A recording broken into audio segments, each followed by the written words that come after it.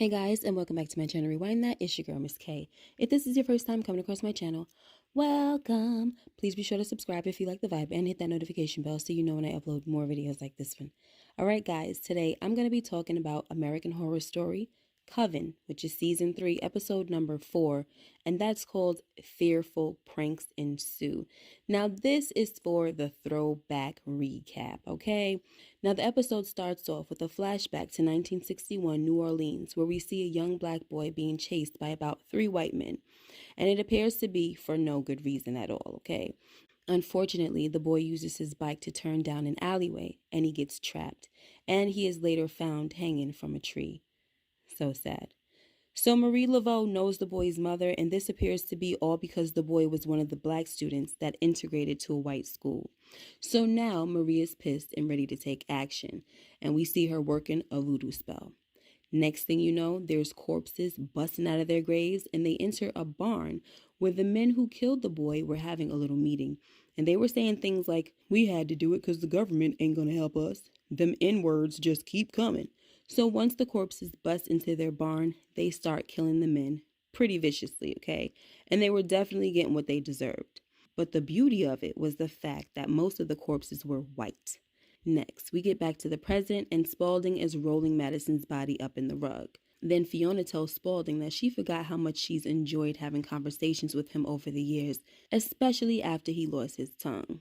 But then they hear a glass shatter, and Fiona goes into the greenhouse, and she finds Queenie on the floor with a big blood stain on her shirt. Queenie says to Fiona, "He hurt me real bad." Then we actually see Bastien rise up behind Fiona, but then it cuts to the next scene where Fiona wakes Cordelia and tells her that she needs her help with Queenie because she's been attacked. So while they're working on Queenie, Fiona tells Cordelia that what happened to Queenie was dark art voodoo. So Cordelia now understands that this was all Marie Laveau, and she tells Fiona that it's her fault because she provoked her. So Fiona was like, "How you know I went to see her?" And Cordelia says, "Because she told me." Now Fiona wanted to know what Cordelia was doing on that side of town. And when Cordelia tells her it was a personal matter, Fiona was annoyed because Cordelia seemed to place more faith in Marie's power than her mother, the Supreme. Fiona tells Cordelia that she went to see Marie to show strength, and Cordelia's visit basically undermined her. But in my opinion, I don't think Fiona went there to show strength at all, okay? She went there out of desperation because she wants to stay young like Marie and be immortal like her too. So all that screaming she was doing in Cordelia's face is unnecessary because she's lying. So after all of that, Cordelia tells Fiona that Queenie isn't breathing. So Fiona breathes power into Queenie, and she starts breathing again. But you can tell that this took a lot out of Fiona, all right? So now Cordelia wants to take Queenie to the hospital, but Fiona tells her that from now on, they're going to deal with everything internally, because the last thing you want is for the council to show up at your doorstep and question your competence. Next, we find out what happened to Bastien when he creeped up behind Fiona in the greenhouse. So it seems to be a lovely day at Marie's shop until she receives a package with Bastien's head in it. And that's how Fiona handled the Bastien situation.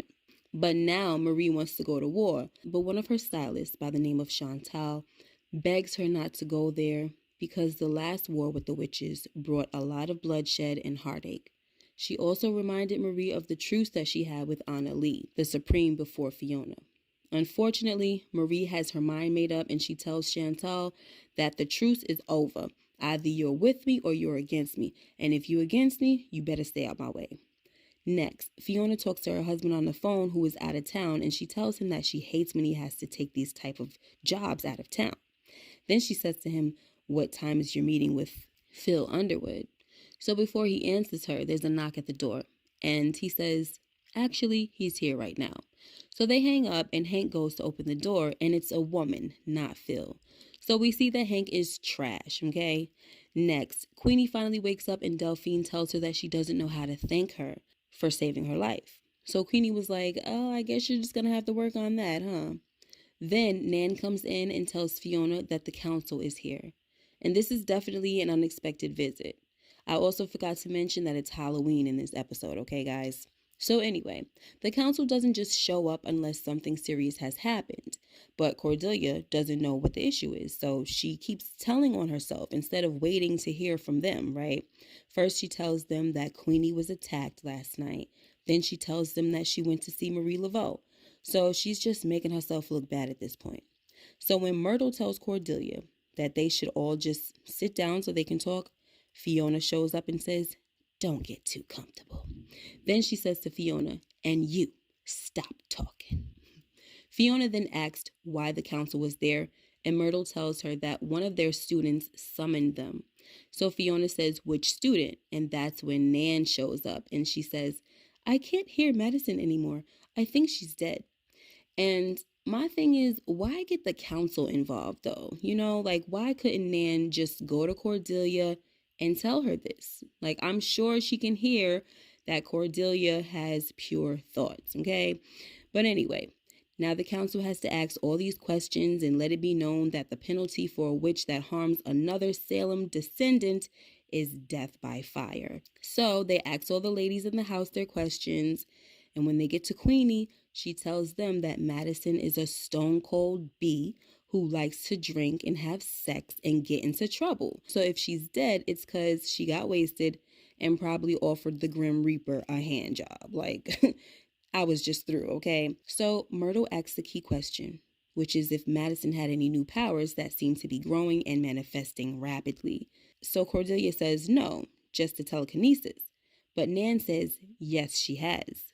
And that's when she tells them about how Madison set the neighbors' curtains on fire. So now Quentin wants to know who else knew about this. And of course we know, right? Fiona, which is why Madison is dead. Next, after screwing the redhead Kaylee and having a meal and conversation with her, Hank shoots her in the dome. Just crazy, right? And at this point, it's like, wow, girl, Cordelia, you just don't know who you married to, okay? But that's why you don't meet a person online and link up with them the way Kaylee did with Hank. Because the bottom line is, you don't know these people.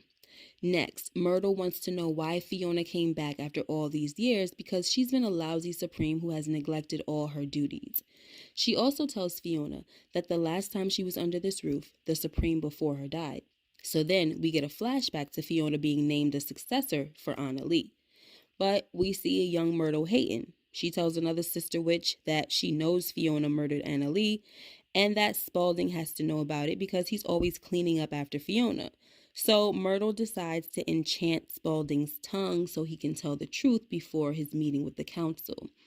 She did this because she knew he'd been summoned by them. So while Myrtle tells her friend what she did to Spalding's tongue, he actually hears her. And later on, we get a scene with Spalding laid out on the floor in the bathroom with his tongue out, and Fiona was in there with him, just standing there. So when we get back to the present, Myrtle tells Fiona that it's time to pay for her crimes. So she calls Spalding to come forward and tells him to write down the name of the witch who cut his tongue out. So Spalding writes Myrtle's name, and she's so pissed and starts screaming, "This cannot stand! You killed the old Supreme so you can be the new Supreme, and you killed Madison because you knew she was the next Supreme." So Cordelia gets up and says, "That's not true. What are you saying? You're saying my mother killed Madison because she's the next Supreme?" And Myrtle says, "Yes, you were always blinded by your mother." So Fiona says, "Well, Madison was not the next Supreme because she had a heart murmur, and the next Supreme is supposed to be one of glowing, radiant health. So for 40 years, you've been barking up the wrong freaking tree. My mother is the Supreme for a reason." And I was like, go ahead, girl. And Quentin was like, here, here. All right, I was definitely proud of Cordelia for sticking up for her mother, even though Myrtle was right, okay? Next, while all this is going on, Marie Laveau cast another voodoo spell that caused corpses from the graves to arise. And of course, she's sending them to the Robichaux house. Now, remember, it's Halloween, guys. So once these zombies come out, they're not going to spook people because they expect to see all of this stuff, right? But anyway, guys, next, we see that Spalding did not bury Madison. Instead, he has her up in the attic, dressed as his personal Fiona. I swear, it's too many sick people on this freaking show, okay? Next, Delia and Fiona go out to a bar while the girls have to stay in. So Delia wants to play a game where she can ask her mother 3 questions and she has to be honest. So the first question she asks Fiona is why she doesn't like Hank, and Fiona says because he reeks of BS, and I don't understand why you don't see that. Then Cordelia asks Fiona if she killed Madison, and of course Fiona lies and said she didn't. So now Fiona wants to ask Cordelia who she thinks is the next Supreme. And Cordelia says, "You're obsessed, aren't you? Do you feel your powers weakening?" So after this, Cordelia goes into the bathroom to throw up. And when she comes out of the stall, a person dressed in a black cloak and hoodie throws acid in her face.